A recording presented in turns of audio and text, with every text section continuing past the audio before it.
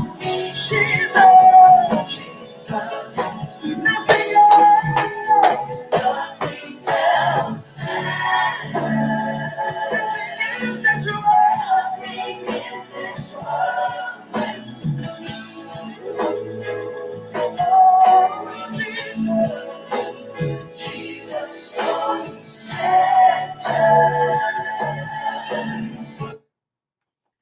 Welcome, welcome, welcome. This is Forrest out in St. Louis. Happy Wednesday. Happy Wednesday. Happy Wednesday. Jesus is the center of it all. What an absolutely awesome last 12 months have been absolutely awesome. I can't even begin to tell you how awesome that last 12 months have absolutely been. It just, I can't, whoo, man, oh man, oh man, oh man, blessing after blessing after blessing after blessing after blessing after blessing after blessing after blessing. So totally excited. Hey, Donovan, thanks for swinging by. Fire dude, what's up, man? Michael Amos, what's going on? What's going on? What's going on? So chilling. I'm doing everything I possibly can. I love drinking coffee at this time of night for some reason. It's like, I don't know what it is, but I'm sitting here, I'm trying not to Jones, and I'm doing my best. I think what I'm gonna do is I'm gonna go drink a huge cup of like water and see if that helps cut the craving after this live. And then I'm gonna probably end up drinking a cup of coffee anyway, at least taking a sip. What I'm probably gonna do is just really dumb it down and make it just to put some small amount of grounds in there, and then I don't know, put a bunch of something on. Anyway, just, whew, man, the habits are hard to break. I'll tell you something. And it's like when you feed your body, and ooh, that's actually a good lead into this. When you feed your body the right direction, when I'm not saying just your physical body, but physical body as well as the mental and spiritual, things start to change and things start to happen and things happen on autopilot. So what I want to talk about tonight, and for those of you that don't know me, my name is Forrest Knight. I'm a social media marketing strategist. I love helping people succeed online. I love helping people make breakthroughs. I love helping people overcome. I'm on a mission to have no more empty refrigerators, make an extreme impact, and be a legacy creator. And I hope you are too. So, Penny, thanks for swinging by. I really appreciate it. Walla, thanks for swinging by. Man, Mr. Bean was talking about you tonight, young lady. He was calling you out all over the place. So that's really cool when you get called out like that on a call. That's pretty neat. So absolutely awesome. Tomorrow is going to be nonstop. I think I have like 21 or 22 coaching sessions tomorrow, like back to back. So I got to get my coffee pot set up in here tomorrow and just make a few changes in between. It's going to be a fun day. So totally excited about that. So anyway, are you looking for excuses to lose? And when I heard this, right, it's amazing. And even those people that so-called themselves, and I should say people, and let me rewind this. One of the things that you should never do, let me blow up my screen here. One of the things that you should never do is do what I call fake humble, right? Be fake humble. Fake humble is, let's say, for example, you're prospecting and you're reaching out to a certain number of people, and then you come with this, like trying to be prideful. I don't know what it is. It's like, oh, I only reached out to 22 people today, right? Stop that. Whatever you do, whatever action you take, I'm about to get on the bandwagon here. Maybe it's because I haven't had my coffee yet. Whatever action you take, you celebrate. Trying to minimize reaching out and putting something to see. Here's the law of the universe. I'm going to go deep here because this is very important for you to understand how the universe works. I was just listening to a song called Jesus is the Center of It All, right? And I'm going to talk about the universe and laws of the universe. If you don't think this stuff exists, it's real. There's a real energy out there. There's real auto-suggestion. There's real connections, and there's energy between everybody. So when you're out there and you're prospecting, right? You're putting messages in an inbox, whether it's 1 message, 10 messages, 50 messages, 90 messages, whatever the number is. And you're putting those messages out there. And then by some crazy reason, some crazy something, you get out there and you're in your little marketing group and you say, oh, I only reached out to 35 people today. What you did is all that positive energy, all that energy that went into those 35 people or the 25 or the 10 or the 5 or whatever it was, you just destroyed that. It's like saying but after you say something. I will never do that again, but I apologize, but the word but with a comma behind it negates everything that you said right before it. Everything, everything. I promise I'll never drink again, but I promise I'll never hit you again, but I promise I'll never whatever again, but, right? When you do that, when you use that self-proclaimed humility of like, oh, I only reached out to somebody, you're looking for an excuse to lose, and you might not even know it, but what's worse is you've just deleted all that energy that you put out into the universe. You've taken that away from somebody. One of the talks that Ray had in the social media super summit this last week, it should have been called Mindset Adjustment Summit, was he was talking to a lady who she's a very, very servant, and she was talking about her husband. He was mentioning the fact that her husband wanted to take her out to dinner, right? And he says, well, what would you like to eat? And she totally takes his servant heart. She takes his gift away from him by saying, whatever you want. She totally took that gift away from him, the ability for him to treat her to what she wants. Because rather than step up and say, I want to go eat sushi, I want to go to steak, I want to go to Red Lobster, I want to go to Steak and Shake, she totally takes that gift away from him by saying, oh, whatever you want. I'm not the one. If I want to go get Steak and Shake, I don't need to take you with me. Now what, right? That's the attitude. Somebody's like a little competitive. Like if I want to go somewhere, I don't need to ask you what you want. I'm just gonna say, hey babe, I'm gonna go to whatever. You want to come, right? And she either does or she doesn't.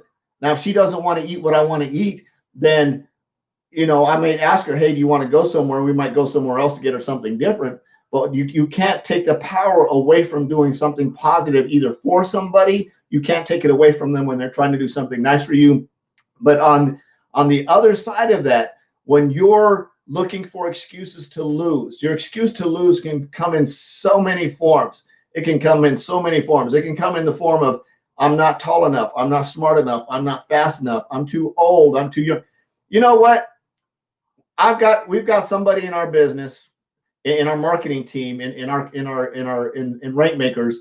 Dude's 82 years old. He is a freaking boss. Jock rocks. If you haven't heard his story, I interviewed him somewhere on my timeline. You got to go through there and scroll through it. It's a couple of weeks ago.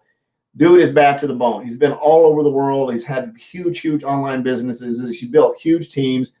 Dude's stories are phenomenal. And when you talk to him, he's got the soul of a 28-year-old. The dude is a beast.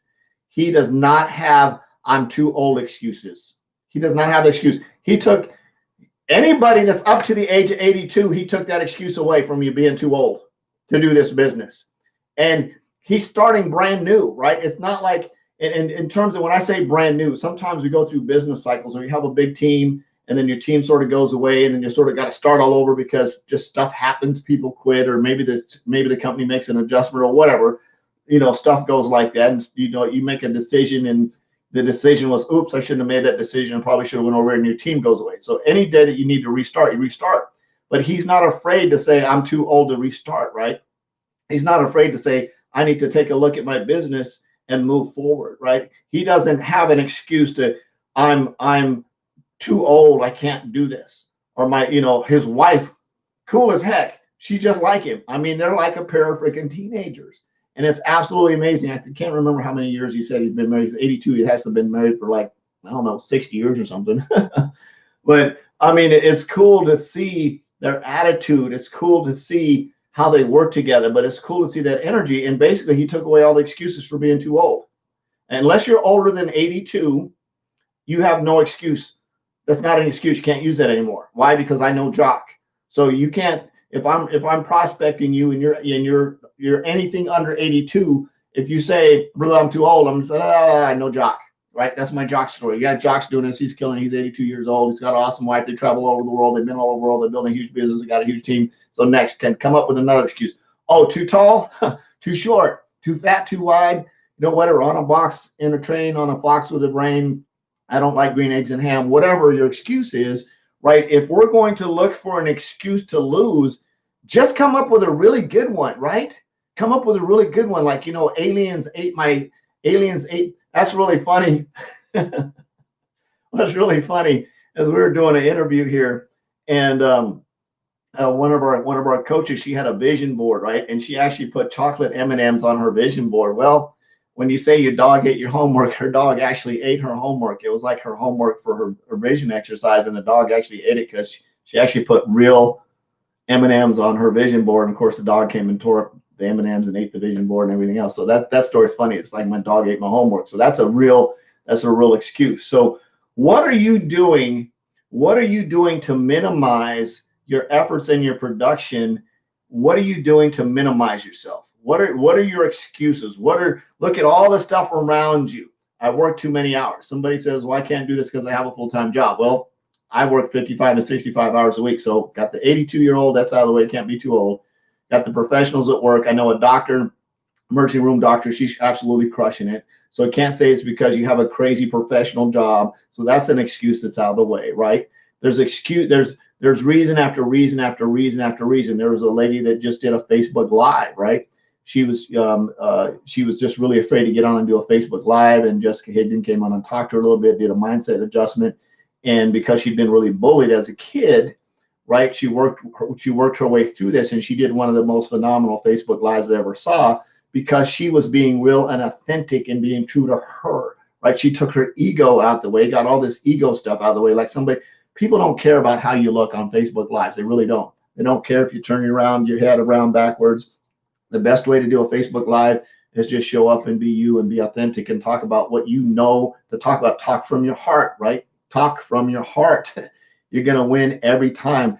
Talk from your heart. Don't try to be Jessica Higdon. Don't try to be Ray Higdon. Don't try to be anybody else. Don't try to be Tony Robbins. Don't try to be Forrest, right? Don't try to be me. Just be you. Be selfish. Own yourself, right? Own what you got to do. So are you looking for excuses to lose? So here's an exercise for you. If you're new to network marketing and you're trying to figure this whole thing out, like, what do I do? Where do I find people? Do I do warm market prospecting? Do I do cold market prospecting? Should I prospect on LinkedIn, Twitter, Instagram, the TikToks, Facebook, or wherever? Where should I do? Well, prospect where people are at, because the people on LinkedIn are the same people who are on Facebook, the same people on Twitter, the same people on Instagram. They're all people, right? They're out there looking for something. It might not be your something, but they're looking for something. And the only way they're going to figure out if your something is or isn't is if you reach out to them and knock on their door and say, hey, would you be open to taking a look at this? I can't guarantee it may or may not be a fit for you, but take a look at it and let me know if it is, right? Because they're the only ones that are going to know, not you. You can't look at them and say that person's too old, excuse, that person's too young, oh, that person's too busy. That's not your business, right? That's not up to you to decide whether or not somebody else needs to be rescued, may have an empty refrigerator issue going on. You don't know that, right? You're not psychic. You're not God. You're not any of that kind of stuff. So your job, your number one job, your only job is to get all of this out of the way and knock on somebody's door and say, hey, got this opportunity. Don't know if it's for you, but I want you to make a decision with your own eyeballs. Take a look at the information and see if it's something you might want to move forward with, or even maybe get some more information. So remember this. I'm getting a little bit on the marketing side and the psychology, right? When we knock on somebody else's door, especially when we're cold prospecting, one is we're interrupting them, right? We're cold prospecting, we're interrupting them. And we're asking them one question: are they open to taking a look? Don't confuse, are they open to starting a business? Unless you specifically ask that question, are you open to starting an online business that makes $4,000 a month and I can guarantee it? Which you can't say that stuff because the FTC will boot you off of Facebook and social media. You can't say that unless, of course, you're running a job or having a job or whatever, different conversation. But when you ask them that question, are they open to taking a look? Just like when you see a recruiter come to you, you know, you're a recruiter and you're in maybe in IT, and some IT recruiter knocks on your door and says, hey, we got this really cool job over here. Wondering if you might want to take a look at what the offer is. They're asking you to take a look. They're not saying, hey, you want to come work for us tomorrow. They're saying, hey, do you want to take a look? Here's what we got to offer. Here's our pay plan. Here's our compensation. Here's the really cool office that you'll get in the corner with a big window. You know, they're going to sales pitch you on it to see if it's something you want to do based on your experience. We can give you this salary and these benefits. They're selling you a little bit to see if you're willing to take a look, and then they're going to move you through the process. They don't automatically just send you your hire package and say, here's your hire package, start tomorrow. That's where a lot of network marketers are like, oh, here's your hire package, you ready to start? Because you're assuming as a new person that because you're so excited about your XYZ, PDQ, CD, CBD, ketones, right, that you think everybody is, right? So we're asking people to take a look with their own eyeballs, but we're also taking away the excuses. You have got to take away every single excuse, every reason not to. And you've got to look for reasons why. You've got to look for, there's two selfish reasons. I was talking about this to a coaching client today. One thing that you've got to do is you've got to make a list of every reason in the world that you want to do this. Your selfish list. I want to go shoe shopping. I want a big house. I want a nice car. I want nice boats. I want to do a bunch of philanthropic stuff. I want to start a church. I want to buy a bunch of houses. Whatever your deal is, it's got to be your selfish stuff that you want to do that's yours, that you don't care what anybody else thinks about it. It's your list of stuff that is very important to you. It's your vision board. It's your reasons why that you want to do stuff, not all the fluffy stuff like, oh, I want to save, all the dogs in the world or whatever. That's a cute deal, but it's what's selfish to you. I want to get my teeth fixed, right? Maybe you have an issue because your teeth are all jacked up, so you never really smile and you never look at people, and it messes with your self-esteem. So maybe put that on your list. When I get my money, I'm getting my freaking teeth fixed so I can walk around with a big Les Brown smile on my face, like, and do that. Think about stuff like that. Think about why you want to do this stuff for you, and take away that excuse. Take away those excuses to why you think you can't, and look for reasons why you can. And then on the other side of that, here's how you take away those excuses. You have a simple plan, a simple system for reaching out to people and putting messages in their inbox. And it's simple. You ask them if you address the elephant in the room. And there's three parts to this. We're not going to go into all that right now. But you put a message in their inbox. You ask them if they're open. If they say yes, you send them a presentation. You're not the tool. You send them a presentation. You want to make it very duplicatable and very simple for them. If they say yes, you do that. Then you set a follow-up time. You follow up and you ask them how they want to move forward from there. Maybe they need more information, right? You're asking them if they take a look. So you send them a little teaser video or whatever information you send them. Is totally up to you. And then you walk them through the process. And the more you do that, the more often you do that, the more times you put something in their inbox, the more the muscle's going to grow. If you're reaching out to 10 people, reach out to 20 people, then 30 people, then 40 people, then 50 people, and keep pushing that muscle, keep pushing out. And you don't worry about what they're going to say. You do not care what they say. Your only mission is you're looking for that yes. You're looking for that needle in that haystack. You're looking for that one person, right?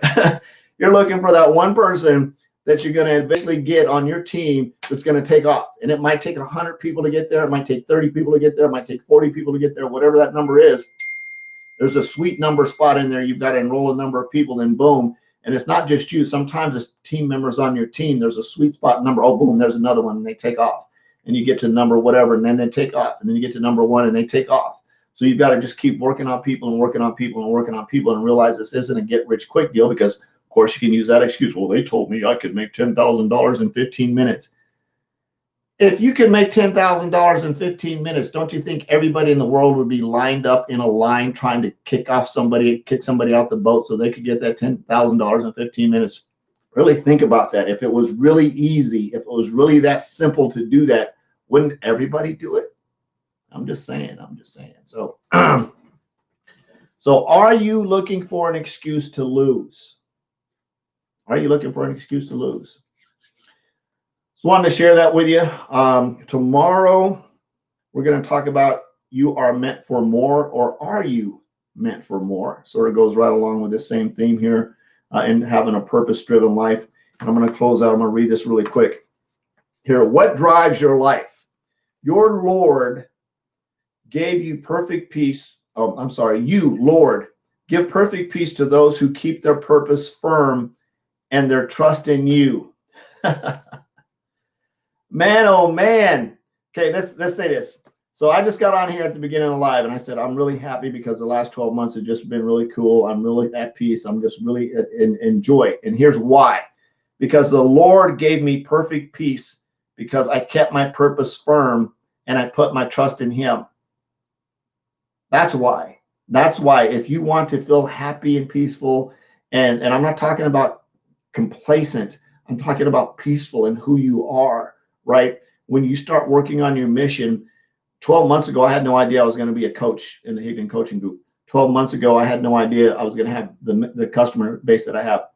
12, I mean, it's just one thing after another, after another, after another, after another. I had no idea, but I showed up and started reaching out, started prospecting, right? And I'm telling you this because you can do it too. There's no reason. It doesn't matter. It's not only how Forrester's really cool. Forrester's really smart. If I go super stupid geeky on you guys, I'll blow you out of the water. So I had to really dumb it down. How can I make the system of prospecting very, very simple to make it really, really easy to take away all the excuses so you can't say, here's a script. All you have to do is copy and paste it. You don't even have to write it, right? You just have to copy and paste and put in the link. And if you can do that, you win. Really seriously. So take away the excuses. Point to ponder. Living on purpose is a path to peace. So are you living on purpose? Are you taking away your excuses? Question to consider. What would my family and friends say the driving force is the driving force of my life? Might want to write this down. What would my family and friends say is the driving force of my life? And what do I want it to be? And I'll close that out, because if your friends know what your driving force is, I guarantee you Michael Jordan's family knew what his driving force was when he was playing basketball, because that's all he talked about. He ate it, he slept it, he drank it. Does your family know what your friends and family know what your driving force is for your life? And if they don't, what do you want it to be? I'll close it out. I love you. Jesus loves you. There's absolutely nothing you can do about it. Tomorrow night, webinar, 7 p.m. If you want the link, definitely awesome. Want to be there. If you want the link, shoot me a private message. We get over to you. It's about saving money. So cool webinar, 7 p.m. Central Standard Time. It's about saving money. If you want the link, shoot me a private message. I'll get the link to you. Definitely want to be there because I love saving money. I know you probably do too. I'm on a mission to have no more empty refrigerators, make an extreme impact, and be a Lady Shoe creator. I hope you are too. We'll see you tomorrow. Bye-bye.